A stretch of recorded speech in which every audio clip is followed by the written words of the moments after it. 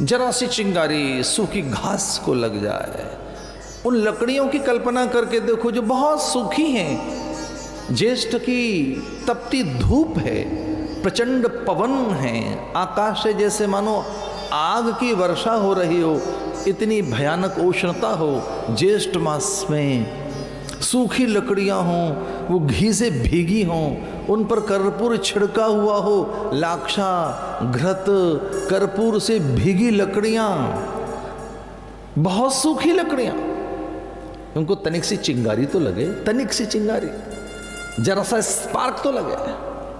तनिक सा स्पार्क हुआ, तनिक चिंगारी लगी तो लकड़ियों में भीतर छुपी आग प्रज्वलित होगी और एक जगह से नहीं, चारों ओर से वो बिखरने लगेगी। लकड़ियों में से चिंगारियां धुधु करते हुए अग्नि की सप्त जिह्वाएं निकलने लगेंगी। कल्पना तो करके देखो कि वर्षा काल हो, पावस ऋतु हो, भयानक वर्षा हो, लकड़ियां गीली हों, वो हरी हों, डाल से अभी तोड़ी हों, सूखी न हो, डाल की ताजी लकड़ियां हों, सूखी न हो, बहुत गीली हों, डाल से अभी तोड़ी हों, वर्षा में भीग रही हों, फिर चिंगारी लगा कर देखो, फिर नहीं जलेंगे वो। लकड़ियां सूखी हों। एक योग्य अंतःकरण बनाने के लिए, साधन चतुष्टय सिद्धि के लिए शास्त्र इंगित करते हैं, सत्पुरुष संकेत देते हैं कि धीरे धीरे साधन चतुष्टय की सिद्धि करो। इस योग्य अंतःकरण बनाओ कि उपदेश, श्रुति, मंत्र, छंद, श्लोक, शास्त्र वचन, आप्त वचन, उनके संकेत, प्रकृति की कानाफूसी आप समझ सकें। हम संवेदनाओं के आधार पर इतना जीते हैं, हम इतने आश्रित हैं इंद्रियों के, हम इंद्रियों के इतने अधीन हैं कि जो इंद्रियां और मन बताता है वही सच है, उसी में सुख है, उसी में प्रियता है, उसी में सिद्धि है, वही वैभव है और वही जीवन के अर्थ है।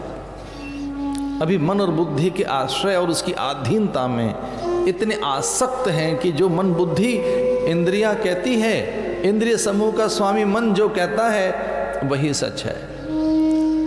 इसलिए वो जो भीतर की लकड़ियां हैं वो गीली हैं, डाल से अभी तोड़ी हैं। वो डाल की अभी टूटी लकड़ियां और वो समिधा नहीं बन सकती, वो ईंधन नहीं बन सकती। इसलिए भीतर में ईंधन बनाइए और बिना ईंधन के उड़ते नहीं। यान, वो यलयान, धरती पर दौड़ने वाले वाहन, या उधर की आग शांत करने के लिए घर का चूल्हा, ईंधन चाहिए। ईंधन के बिना तो चूल्हा नहीं जलता, जठराग्नि के बिना तो ये पाचक क्रिया सिद्ध नहीं होती। पाचक रस है भीतर, जठराग्नि मंद है, अग्नि नहीं है भीतर, ईंधन नहीं है भीतर, जठराग्नि नहीं है, तो जो आहार ले रहे हैं उसके लिए रस प्रदीप्त नहीं होंगे, आहार आंतों में अटक जाएगा, जठराग्नि मंद है, वह पूरा आपको फल नहीं देगा।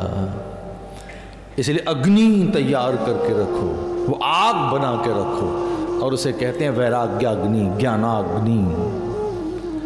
सत्संग हमें ज्ञानाग्नि प्रदीप्त करता है, उस ईंधन को तैयार करता है जिस ईंधन से एक ऊर्जा पैदा हो सके, एक बड़ी स्फूर्ति मिल सके और हम पचा सकें। किसे?